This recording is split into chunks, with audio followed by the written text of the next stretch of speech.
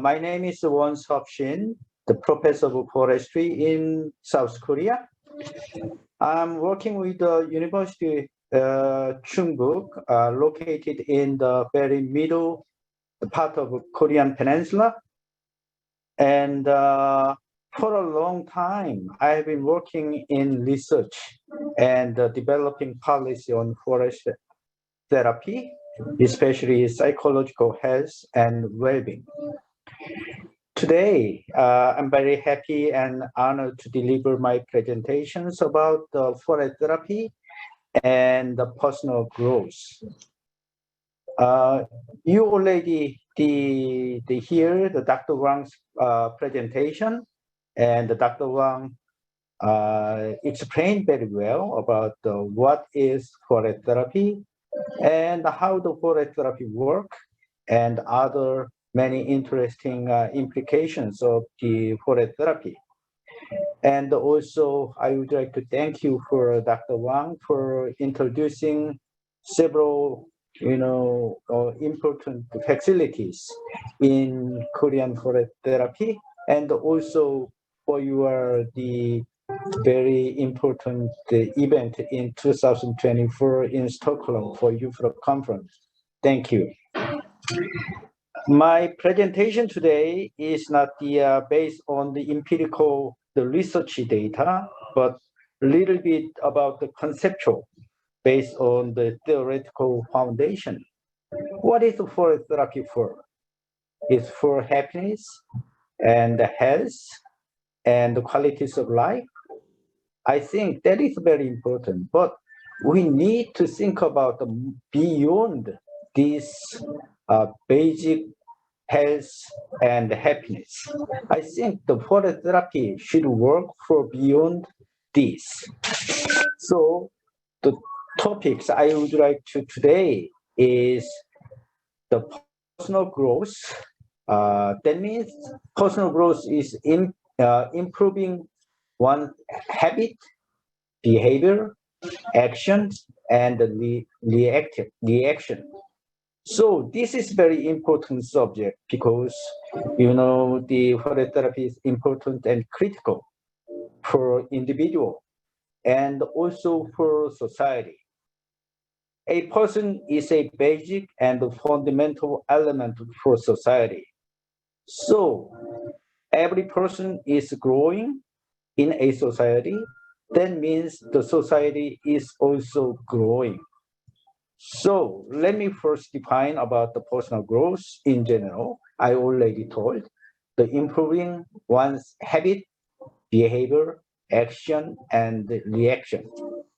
So becoming a more responsible person is one of the aspect of personal growth, or learning new thing and developing new skill.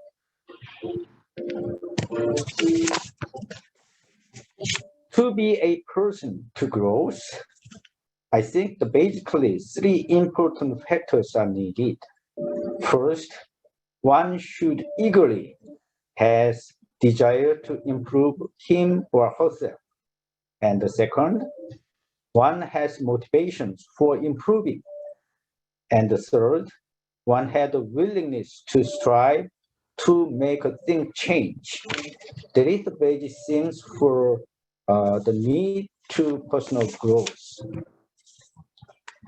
The fully grown persons are persons with a psychological well-being and the full functioning person. They have sense of autonomy and also self-acceptance and ability to manage complex environment. And he has a very strong social tie. And he also pushed meaningful goal. And also he continued to grow. As we already acknowledged, there are three major schools in the field of psychology. The one is psychoanalysis, in other words, Freudian. And the second, behavioral psychology. And the third, humanistic psychology. The Freudian psychologist argued a model of the mind featuring three parts: id, superego, and ego.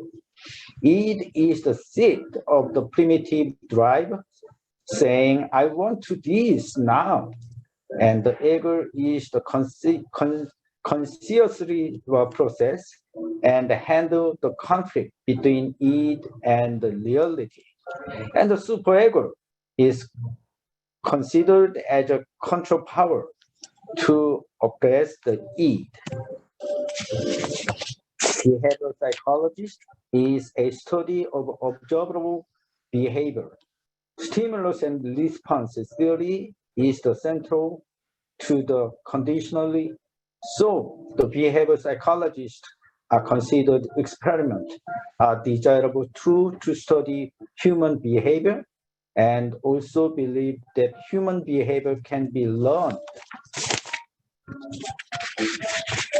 Unlike Freudian and the behavioral psychologist, humanistic psychologists view the human being quite differently.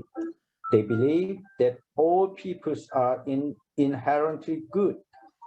They view the humans are creative, have a free will, and positive potential. This picture is Abraham Maslow. He's called a father of humanistic psychology. He developed human basic need theory. According to the Maslow, the human needs can be classified into 5 different categories, such as physiological needs, safety need, love and belonging needs, self-esteem need, and finally self-actualization need. Maslow believed that the degree of basic need gratification is correlated with the degree of psychological health and well-being. So as a result of a basic need satisfaction, eventually the potential exists for the individual to achieve the level of self-actualization. So the self-actualization is located highest portions in the human basic need. According to the Maslow, the self-actualization is the highest need, referred to the desire for self-fulfillment. That is the tendency for a person to realize his or her full potential. So self-actualization is considered to the destination of individuals' personal growth in terms of psychology. Like education, the self-actualization is also needed to pursue for holistic human beings. There are several common characteristics of self-actualizing persons. They have high self-esteem, living in the present, deal well with their own aggression, and seeing humans as good, capacity for intimate contact, acceptance of their weakness, and sensitivity to their own feelings, etc. The notions of peak experience, the moment of highest happiness and fulfillment, is a significant mean of one's life. The humanistic psychologists believe that the peak experience is a positive channel to self-actualization. The peak experience is a critical theme in forest therapy because many empirical studies reported that nature, especially the pristine types of forest, such as wilderness, provide more opportunities obtaining peak experience than any other settings. The self-actualization and the society is very important to not only to an individual, but also to any other place. So self-actualizing person is more effectively and creative. And like education, self-actualization is the person to becoming what he or able to become. So society, community, nation, and the world is self-actualizing people would be more healthy and a better world. In the psychological benefit from forest therapy, the self-actualization was a traditional subject in research. Dr. Rosenberg, for example, a famous early researcher in forest use and the psychological benefit, mentioned that among the psychological benefits of forest, the self-actualization is considered the ultimate benefits of forest. The forest therapy and the self-actualization is that I mentioned before the typical benefit of psychological benefit from forest therapy. So this is a diagram explain the process of self-actualization from forest therapy.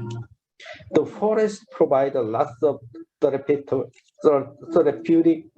element, and it is called the forest stimuli, or for example, natural beauty, wow environment, wow moment, and using those therapy element, the forest stimuli element, forest therapy is performed. The people use this kind of the very important element for forest therapy. Then people feel happiness, oneness with nature, and etc., relating to the peak experience. Then finally, and accumulatively, they are self-actualized. The forest therapy or forest use of self-actualization has been studied by many researchers, and many previous studies support to inference relating to forest use and self-actualization. The study argued that person placed in the forest experience peak experience and also potential to attain peak experience. And many other researchers, such as Young and Crandall, suggest that the self-actualization people must seek forest because because of a social mythology.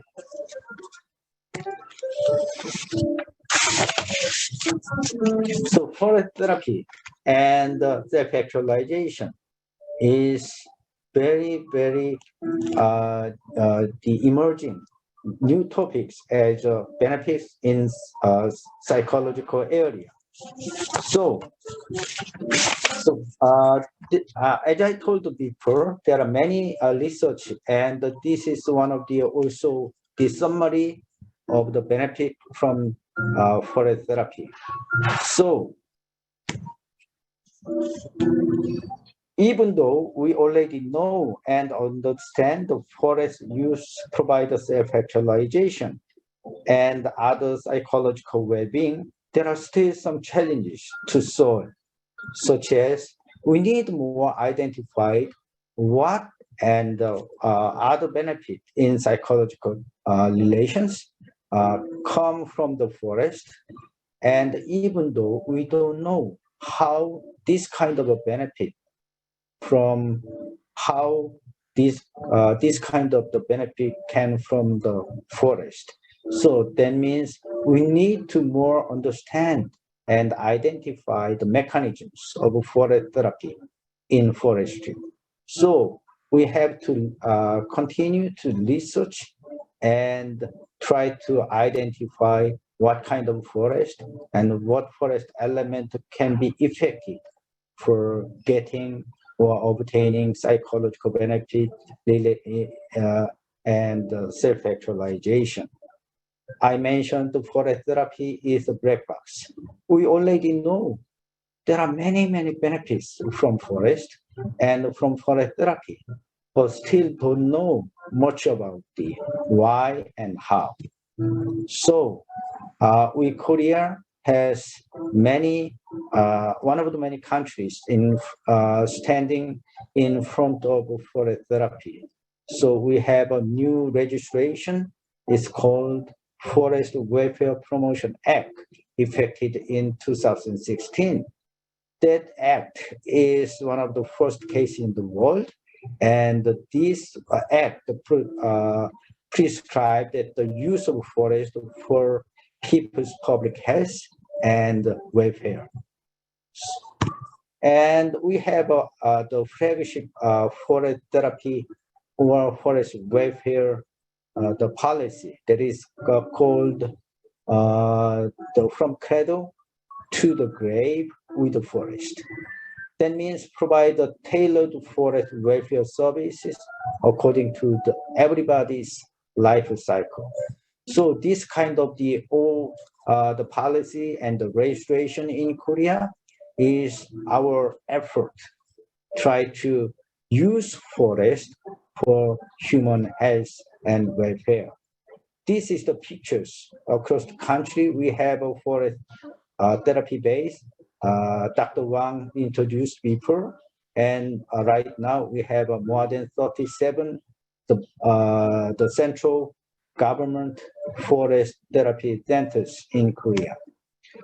This is one of the areas, the map locations, the center. So during the pandemic, we have suffering many the difficulties in the area, and for forest therapy, but during the pandemic, there is still the challenges for forest therapy. So we have lots of the strategic plan to cope the post-COVID-19 pandemics in Korea. So this is very the basic and the brief introductions about the forest therapy and the self-actualization and some policies and the facilities and the registrations in Korea right now. Thank you very much for your listening.